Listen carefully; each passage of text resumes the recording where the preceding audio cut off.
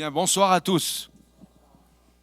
Je descendais du tampon de la plaine des Cafres et en descendant, le soleil se couchait et les couleurs étaient tout à fait admirables.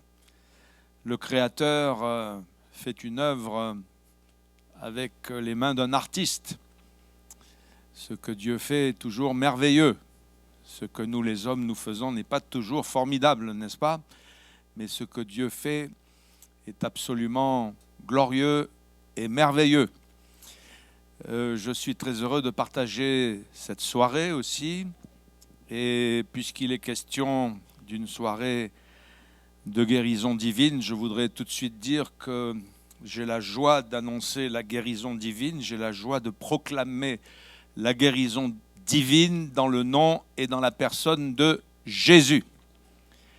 Et il est impossible de dissocier le ministère de Jésus, il est impossible de séparer l'enseignement de Jésus quand nous le voyons enseigner les foules ou quand nous le voyons prêcher tout simplement la parole de Dieu. C'est impossible de séparer ce ministère de Jésus du ministère de la guérison divine.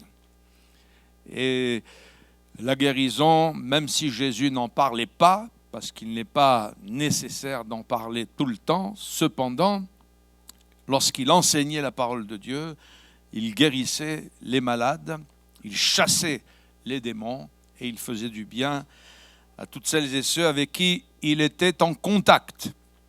Et ce soir, je m'adresserai très simplement à chacun d'entre vous.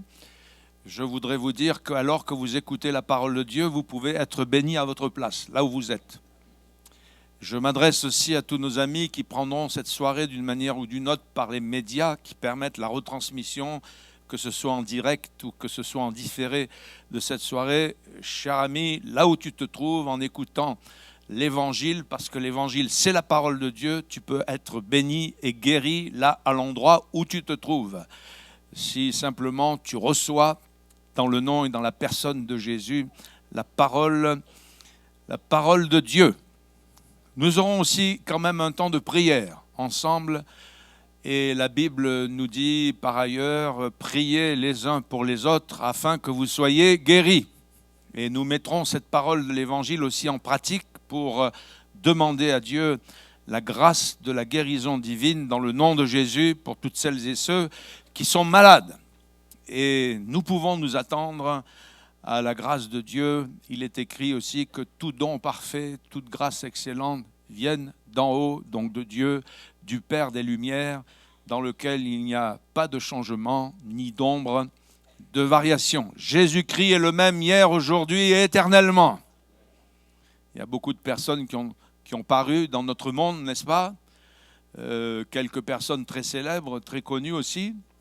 Mais que ce soit avec l'âge, que ce soit avec la vieillesse, que ce soit avec la maladie d'une raison ou d'une autre, même les plus célèbres ont disparu.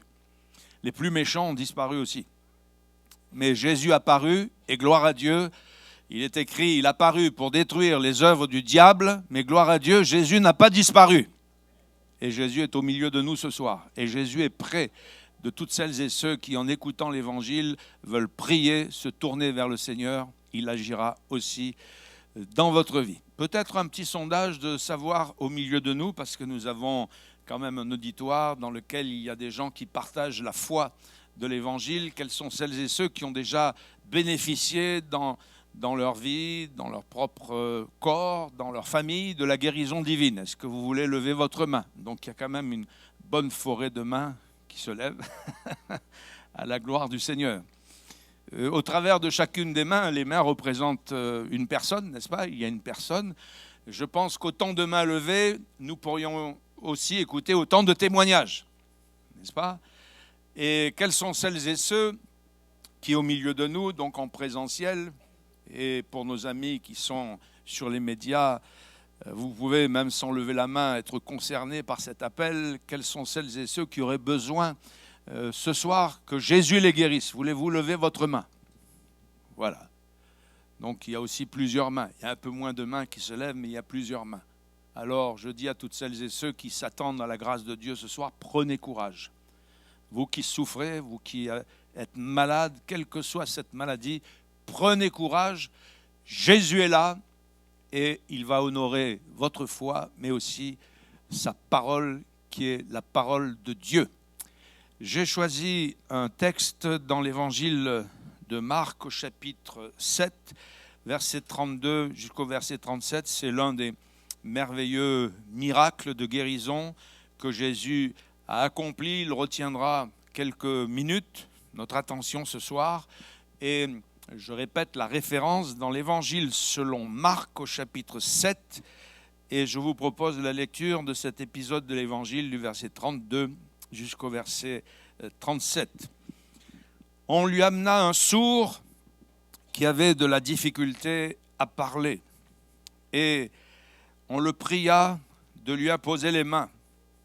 Il le prit à part, loin de la foule, lui mit les doigts dans les oreilles et lui toucha la langue avec sa propre salive. Puis, levant les yeux au ciel, il soupira et dit « Ephata », c'est-à-dire « Ouvre-toi ». Aussitôt, ses oreilles s'ouvrirent, sa langue se délia et il parlait très bien.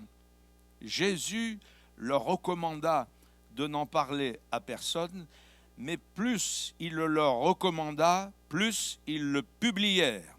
Ils étaient dans le plus grand étonnement et ils disaient « Il fait tout à merveille, même il fait entendre les sourds et parler les muets. » Gloire au Seigneur. De commencer ce simple message déjà par un témoignage. J'aurais aussi des dizaines, des centaines, et je pèse mes mots, de témoignages à relater, mais je voudrais vous en raconter un authentique. Je connais très bien cette personne et si quelqu'un le souhaite, je peux même vous la présenter. Il s'agit de Christophe. Christophe qui de métier est paysagiste. Il travaille donc à l'élagage, il travaille à l'entretien des jardins, il travaille à la confection des jardins, que ce soit pour les particuliers ou que ce soit pour les collectivités locales comme des mairies par exemple. Et hélas, Christophe, dans un moment de sa vie, pour peut-être chercher plus de réussite, chercher plus de moyens et de moyens financiers, Christophe est tombé dans deux pièges. Le premier piège, c'est celui de l'addiction des jeux de hasard. C'est un véritable fléau dans le monde entier, dans notre île, que ce soit dans les commerces ou les lieux qui proposent ce type de jeux, les jeux d'argent, ou que ce soit aussi sur Internet, c'est un véritable fléau.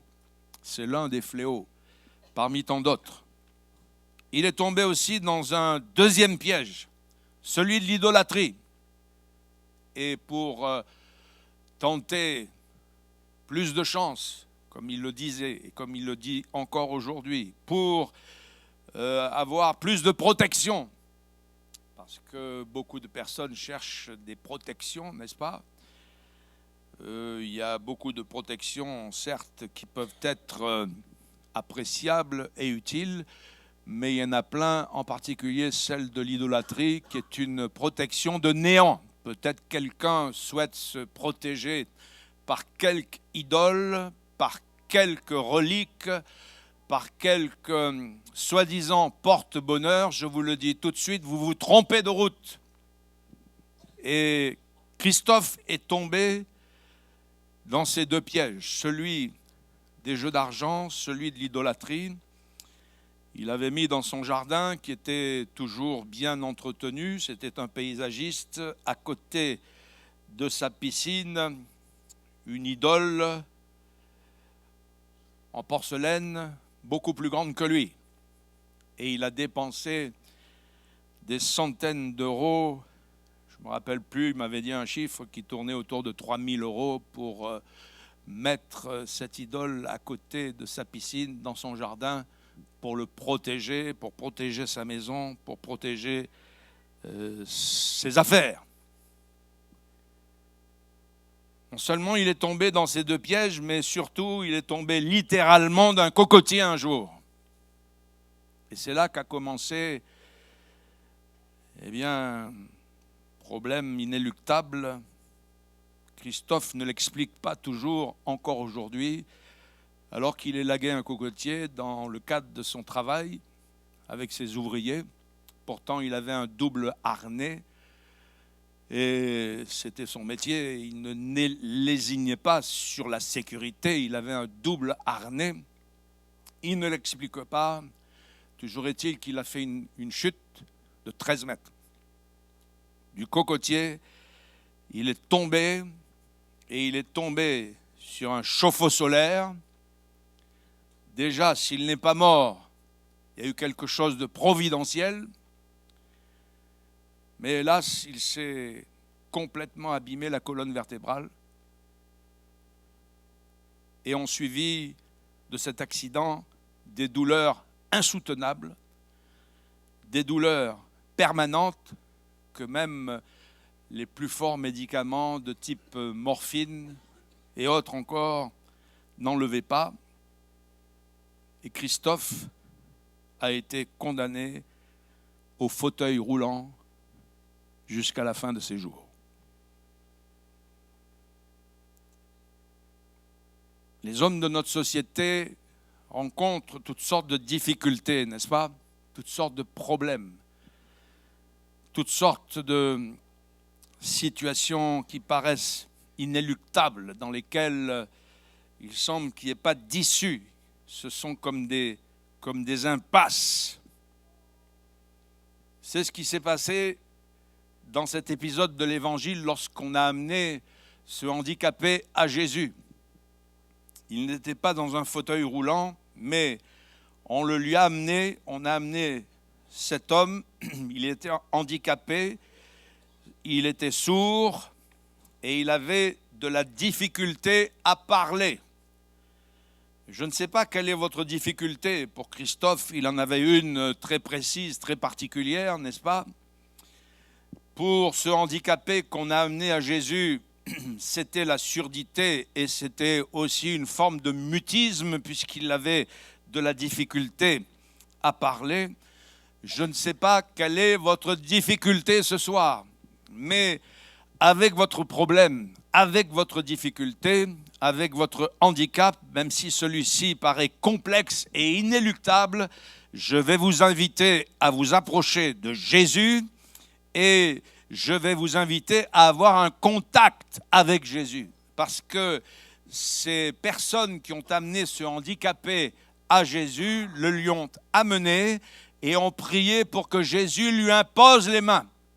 Et ces personnes, si elles ont fait ce geste, si elles ont amené ce handicapé à Jésus pour que Jésus lui impose les mains, c'est parce qu'elles croyaient au toucher bienfaisant de Jésus. Croyez-vous au toucher bienfaisant de Jésus? Connaissez-vous la puissance du toucher bienfaisant de Jésus? Je vous invite ce soir, avec votre difficulté, pour certains, leur difficulté, c'est de s'arrêter de boire. De l'alcool, bien sûr. Pour d'autres, leur difficulté, c'est d'arrêter de fumer. Pour d'autres, leur difficulté, c'est de ne pas arriver à marcher. Pour d'autres, leur difficulté, c'est d'avoir des troubles respiratoires. Pour certains, si ce handicapé avait de la difficulté à parler, il y en a, c'est le contraire. Ils ont de la difficulté parce qu'ils parlent trop. Pour certains, c'est la difficulté à se maîtriser.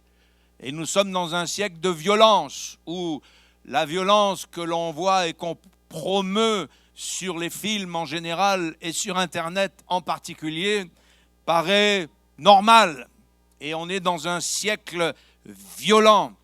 La jeunesse de notre société, de notre siècle est quand même, qu'on le veuille ou non, imprégnée de violence. Je ne sais pas quelle est votre difficulté, mais ce soir, j'aimerais vous conduire à Jésus avec votre difficulté pour que Jésus vous impose les mains, pour que Jésus vous touche et que vous ayez un contact bienfaisant avec Jésus. Moi, je crois au toucher bienfaisant de Jésus. Et je crois que lorsque Jésus touche une personne, lorsque Jésus touche un malade, c'est pour lui faire du bien et c'est pour le guérir. Dans l'Évangile, Jésus a touché une femme qui était handicapée depuis 18 ans. Et après lui avoir parlé, après s'être approché d'elle, lorsqu'il l'a touchée, cette femme s'est redressée et elle a donné gloire à Dieu. 18 ans de handicap, elle était possédée d'un esprit qui la rendait incapable de se redresser. Mais lorsque Jésus s'est approché d'elle et lorsqu'il l'a touchée, cette femme s'est redressée, elle a donné gloire à Dieu. Gloire à Dieu, béni soit le Seigneur. Le toucher bienfaisant de Jésus.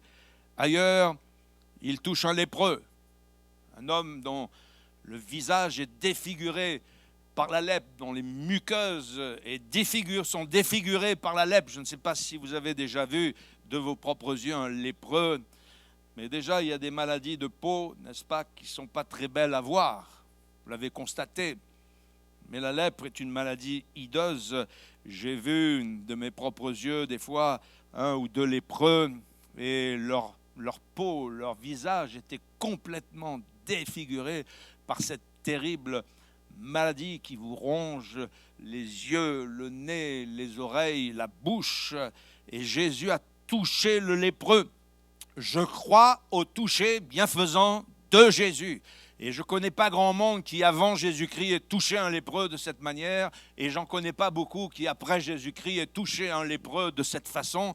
Mais Jésus, ému de compassion, a posé ses mains sur cet homme couvert de lèpre, de la tête jusqu'aux pieds. Et il lui a dit, plein de grâce et d'amour, « Je le veux, sois pur !»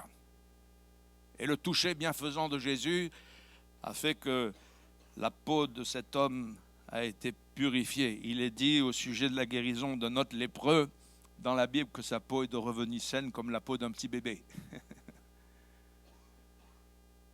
C'est beau la peau d'un bébé, hein? Ça n'a rien à voir avec la peau d'un vieux. C'est beau la peau d'un bébé. Et puis ça sent bon. On a envie. Ma fille est venue cet après-midi avec son bébé. Elle va passer peut-être le week-end à la maison. On a envie presque de les croquer, comme on dit. C'est beau la peau d'un bébé.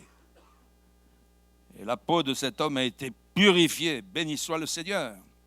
Ailleurs, il rencontre un homme qui avait une rétention d'eau. Cette maladie s'appelle l'hydropisie. C'est une maladie aussi terrible lorsqu'il y a des rétentions d'eau.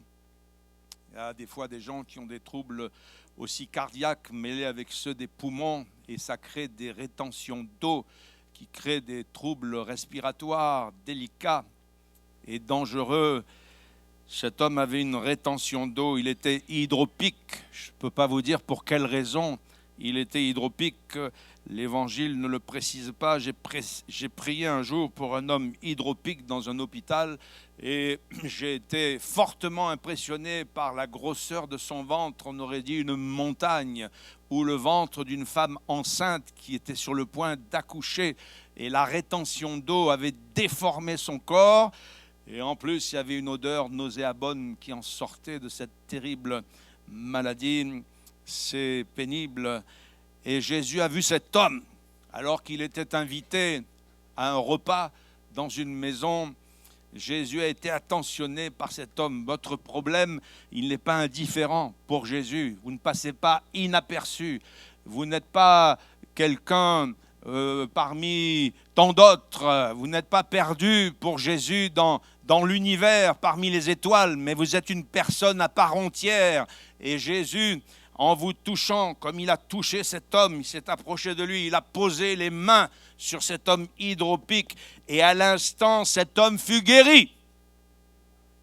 Quelle que soit la rétention, que celle-ci soit une rétention d'eau, que celle-ci soit une rétention urinaire, Jésus est en mesure de guérir.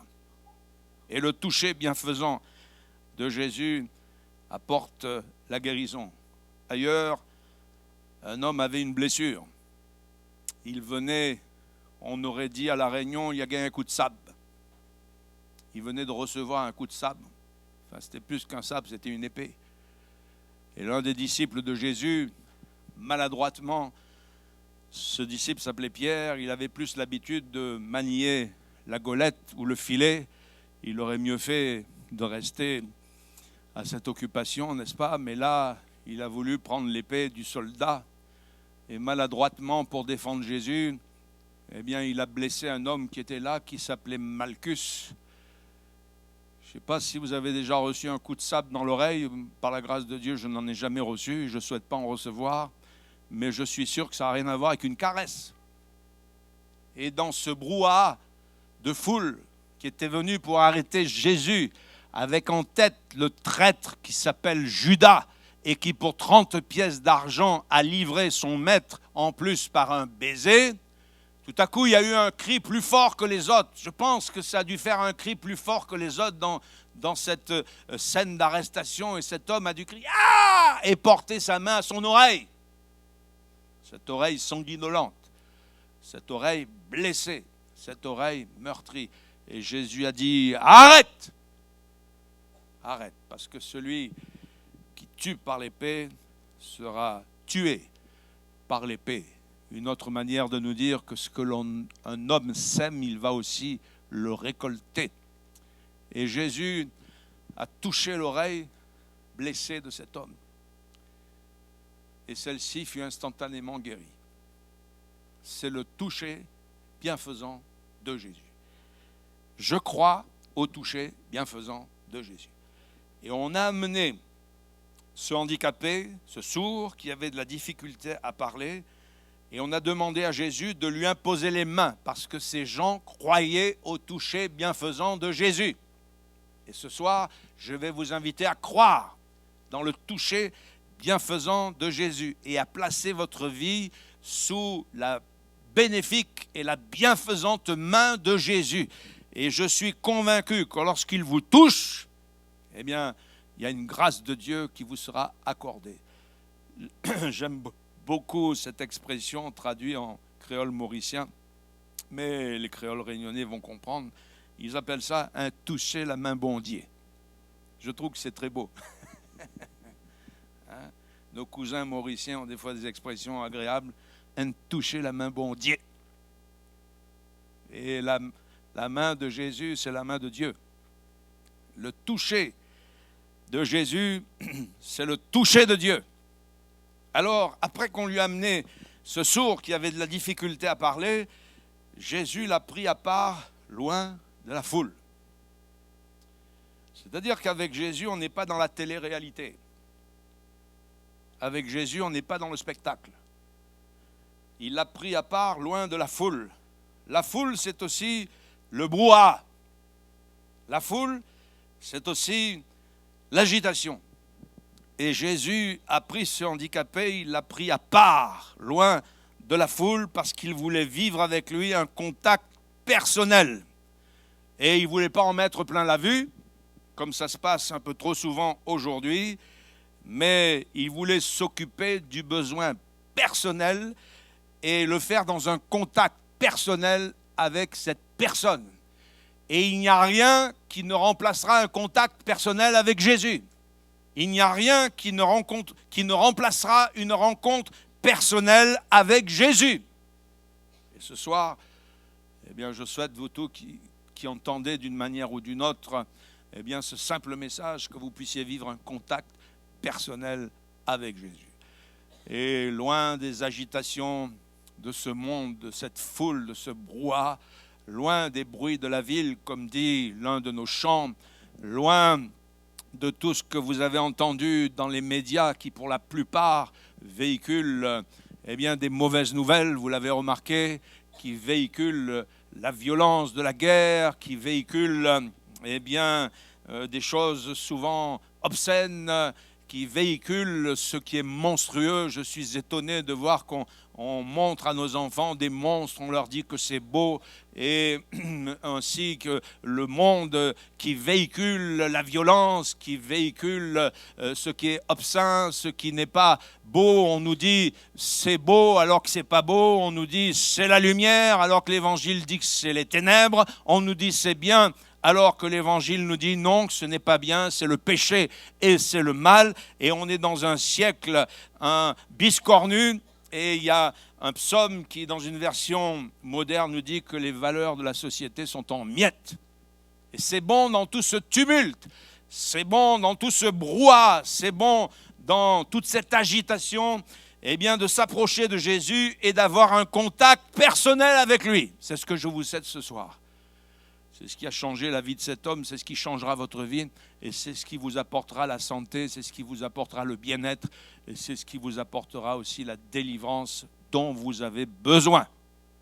Jésus donc a pris cet homme, il l'a pris à part loin de la foule, et ce jour-là, il a fait quelque chose de particulier. Jésus ne l'a pas toujours fait, mais on le voit faire cela ici. D'ailleurs, il fait comme il veut. C'est lui qui gère la situation. Jésus a pris ses doigts, vous pouvez l'imaginer, et Jésus lui a mis ses doigts dans les oreilles. Voilà.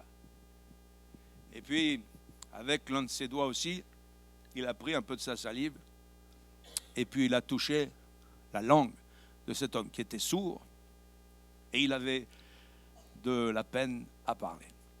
Est-ce que vous voyez un peu cette scène, vous chers amis qui écoutez ou qui voyez la diffusion de cette soirée? Est-ce que vous voyez cette scène de Jésus qui prend de sa salive, touche la langue de cet homme qui a de la peine à parler, et puis qui lui met les doigts dans les oreilles? Voilà. Voilà ce que Jésus a fait ce jour-là. Je vois Jésus qui va pointer le mal. Je vois ici dans ce geste qui pour moi est très significatif, Jésus ne pas pointer la personne. Jésus n'a jamais pointé les personnes. N'est-ce pas? Jésus n'a jamais étendu sa main et n'a jamais pointé du doigt quelqu'un pour le juger, pour le mépriser ou pour l'accuser. D'ailleurs, il a dit, je ne suis pas venu pour perdre les âmes des hommes, je suis venu pour les sauver. Je ne suis pas venu pour juger. Jésus est venu pour faire grâce. Mais là, au travers de ses doigts, prenant de sa propre salive, touchant la langue de cet homme muet, au travers de ses doigts qui sont mises dans les oreilles de ce handicapé, je vois le doigt de Jésus non pas pointé sur la personne, mais pointé sur le mal. Pointé sur le mal, pour le faire reculer. C'est un peu comme lorsque quelqu'un viendrait pour faire du mal à votre enfant. Quel âge il a, votre enfant? Quel âge tu as, toi? Hein? T'es grand pour 7 ans. Mais si quelqu'un venait te faire du mal, qu'est-ce qu'il dirait ton papa? Il dirait à celui qui va y où, hein? Voilà ce qu'il dirait. N'est-ce pas? Hein? Et je vois le doigt de Jésus pointé sur la surdité, non pas sur le sourd, mais sur la surdité. Je vois le doigt de Jésus prenant de sa salive et touchant la langue qui est muette de ce handicapé. Je vois le doigt de Jésus pointé sur le mutisme, non pas sur le muet, mais sur le mutisme. Et Jésus ne pointe jamais son doigt sur vous, chers amis qui écoutez d'une manière ou d'une autre, pour vous juger ou pour vous mépriser. Jésus vous aime, Jésus veut vous faire du bien. Jésus est ému de compassion à votre égard. Mais je vois le doigt de Jésus là sur le mal, sur la surdité, sur le mutisme. Je vois le doigt de Jésus sur les magiciens de l'Égypte qui jusqu'à maintenant avaient pu faire ce qu'ils voulaient. Et ils avaient épaté même le Pharaon qui a dit mes magiciens peuvent faire jusqu'à maintenant tout ce que Moïse et Aaron peuvent faire. Ils s'étaient opposés à Moïse, nous dit la Bible, jusqu'à ce que Dieu intervienne. Et les magiciens ont dit mais ça, maintenant on ne peut plus rien faire. C'est le doigt de Dieu. Et quand Jésus allait de lieu en lieu, faisant du bien partout où il passait, quand il guérissait les malades, quand il délivrait toutes celles et ceux qui étaient sous l'empire du diable, il y a quelques personnes mal intentionnées qui ont blasphémé contre lui, il leur a dit, mais c'est par le Saint-Esprit que je chasse les démons. Il leur a dit aussi, c'est par le doigt de Dieu que je chasse les démons. Et nous avons, par les doigts de Jésus, nous avons par le doigt de Jésus, l'autorité de Jésus qui est là, pointée sur nos problèmes, sur nos difficultés, pour les faire reculer, pour les faire fuir. Moi, je crois que la puissante main de Dieu va se poser sur vos problèmes, sur vos difficultés, pour les chasser. Je crois que le doigt de Jésus sera pointé ce soir sur votre problème, sur votre difficulté, pour mettre un stop à la souffrance qui dure depuis quelques années. Je crois que le doigt de Jésus sera pointé sur vos addictions, sur vos handicaps, quels qu'ils soient, pour les menacer, pour leur dire « Sors de là et va-t'en » parce que Jésus vous aime et Jésus veut vous faire du bien. Alors qu'il avait les doigts dans les oreilles, après avoir touché avec ses doigts et sa propre salive la langue de ce muet, qu'on lui avait amené afin qu'il lui impose les mains, il l'a pris à part, et il a fait ce que je viens de vous expliquer. Ensuite, Jésus a levé les yeux. Il a levé les yeux au ciel.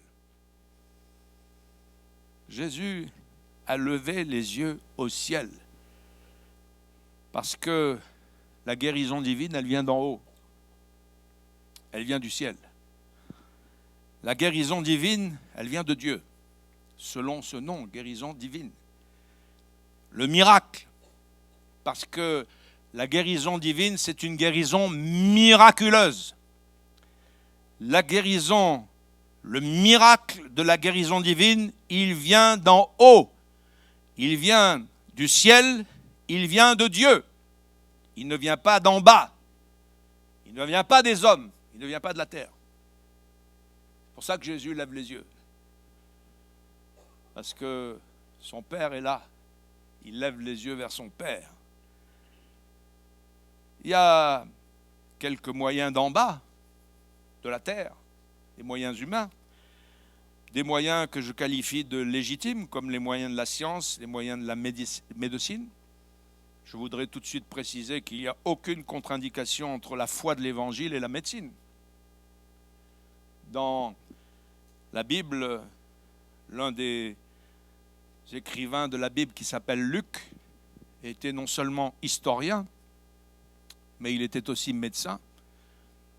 Et nous avons 2 de ses livres, l'Évangile qui porte son nom, l'Évangile selon Luc, et la rédaction du livre des Actes des Apôtres.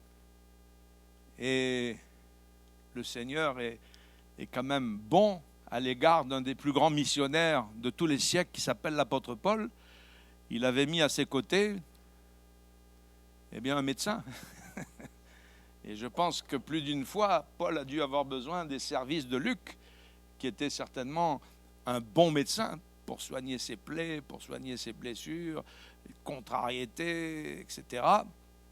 Dieu avait mis à ses propres côtés un médecin. Luc, il est appelé le médecin bien-aimé. Il n'y a aucune contre-indication entre l'évangile et la foi et aussi la médecine. Nous avons d'ailleurs dans nos connaissances, dans nos relations et dans nos nombreuses assemblées de toute l'île et du monde entier, des gens du corps médical. Nous avons des infirmiers, nous avons des infirmières, des sages-femmes, nous avons des aides-soignants, nous avons des médecins, nous avons des chirurgiens. Et d'ailleurs, nous saluons tous leurs efforts et nous saluons tous les services qu'ils rendent. Moi, quand ma femme a accouché, j'étais bien content qu'elle ait une sage-femme. J'étais bien content qu'elle ait un médecin spécialiste là pour l'aider, et ça nous a rendu service.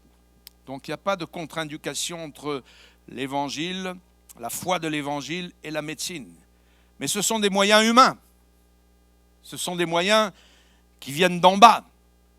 La guérison divine, elle ne vient pas d'en bas, elle vient d'en haut. La guérison divine, elle vient du ciel. La guérison divine, elle vient de Dieu. C'est pour ça que Jésus lève les yeux au ciel.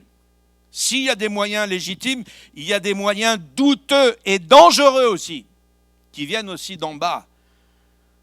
Ces moyens s'appellent la voyance, le magnétisme, la sophrologie, l'hypnose, la sorcellerie. Ce sont autant de moyens qui viennent d'en bas, fabriqués par les hommes, manipulés par les puissances de ténèbres qui les agitent parce que le monde entier gît sous la puissance du malin.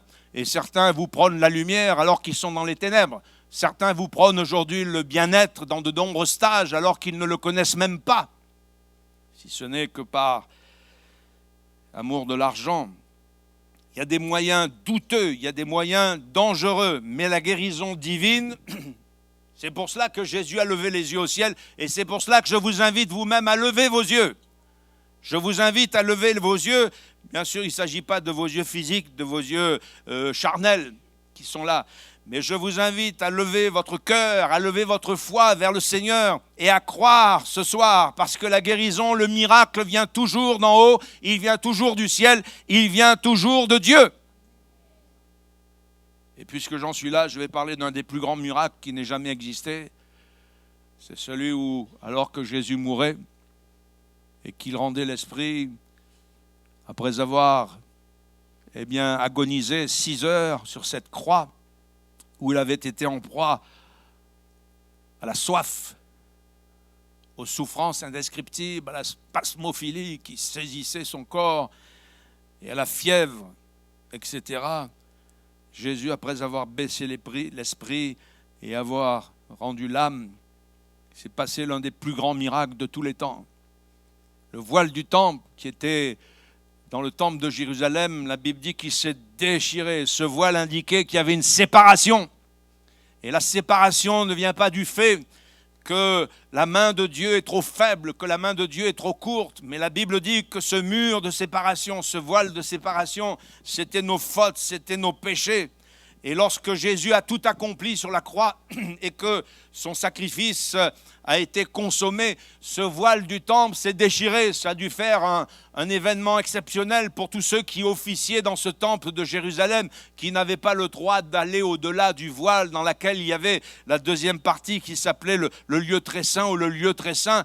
Et ce voile mesurait 10 mètres. Ce n'était pas de la moustiquaire ou un voile de mariée. C'était un tissu artistement travaillé de fin lin et multicolore. Eh bien, ce voile s'est déchiré, mais il ne s'est pas déchiré depuis le bas jusqu'en haut. La Bible dit que par le milieu, il s'est déchiré depuis le haut jusqu'en bas.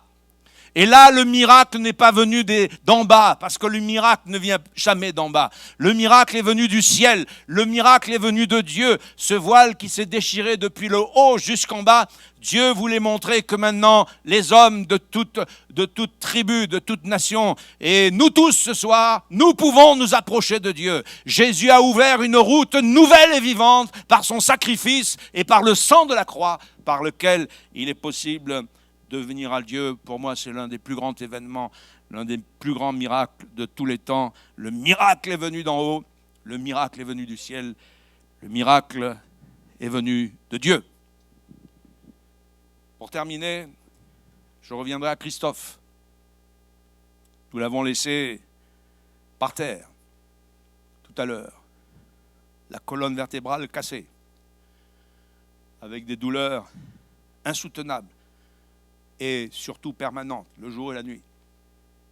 Condamné au fauteuil roulant jusqu'à la fin de ses jours. Quelle terrible perspective pour un homme qui avait des moyens, un métier exceptionnel.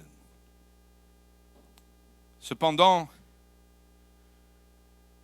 Christophe a été invité à venir écouter l'Évangile, comme vous l'entendez ce soir. En écoutant l'Évangile, il s'est détourné des choses vaines. La première chose dont il s'est détourné en demandant pardon à Dieu, ce fut les jeux de hasard. il a confessé ses fautes.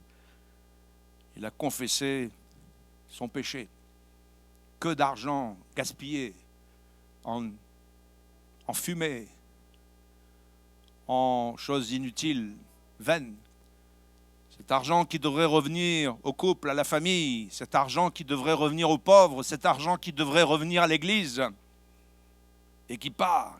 En venant écouter l'Évangile, Christophe a été délivré des jeux de hasard. Il s'est tourné vers Jésus. En se tournant vers Jésus, il a été délivré de l'idolâtrie. Parce que la Bible nous dit que le seul Dieu vivant est vrai, le seul Dieu véritable, c'est Jésus-Christ. Les idoles que fabriquent les hommes ne sont que vanité. La version française courante de la Bible nous dit que ce sont des nullités, incapables de faire quoi que ce soit, ni en bien, ni en mal. Les idoles ont des yeux, elles ne voient pas, des oreilles, elles n'entendent pas, une bouche, elles ne peuvent pas parler. Il faut les transporter, il faut les tirer. Il a été délivré des idoles pour se tourner vers le Dieu vivant et vrai. La Bible nous dit que Jésus-Christ est le Dieu véritable, il est la vie éternelle. Et par la grâce de Dieu, en se tournant vers Jésus, le Seigneur l'a délivré de ses douleurs permanentes. En se tournant vers Jésus, il a été délivré de ses douleurs jusqu'à aujourd'hui. Il n'en a plus. Et gloire à Dieu, en se tournant vers Jésus, il a été délivré de son fauteuil roulant. Il en est sorti et il marche mieux que n'importe lequel au milieu de nous ce soir. Il n'a même pas besoin d'une canne. Il marche. J'ai dit à Christophe, et chaque fois que je le vois encore aujourd'hui, mais quand le miracle a eu lieu, je lui ai dit, Christophe, va et ne pêche plus, de peur qu'il ne t'arrive quelque chose de pire. Et je lui ai dit aussi, si Jésus t'a remis d'aplomb, si Jésus t'a remis debout, ce n'est pas pour aller aux Jeux Olympiques. À ton âge, tu ne pourras jamais y aller. Si tu en avais 12, j'aurais compris. Tu avais 12 ans, mais aujourd'hui, c'est plus possible. Ce n'est pas pour aller aux Jeux Olympiques, donc sois prudent.